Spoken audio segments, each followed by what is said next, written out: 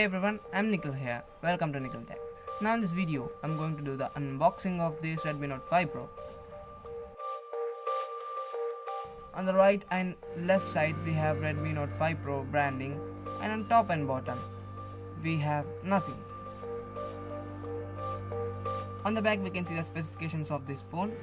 It is a black variant with 4 plus 64 GB.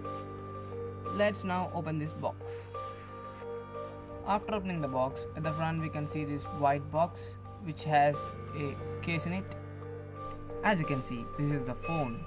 At the top we have camera, flashlight and earpiece, and on the front we have nothing. On the right we have volume and power button. Here we have cameras, fingerprint sensor and Mi logo. At bottom we have 3.5mm jack, mic, USB port and speakers. As you can see, I already applied this case. Let's see what else we have. We have some papers inside the box describing about the phone. We get this USB cable and power adapter in the box. Let's turn this phone on. I'm using a fingerprint sensor, and it has a 5.99 inch Full HD Plus display. Let's quickly look at the camera. This is the back camera. It looks good. And let's switch to front camera. It is also looking nice.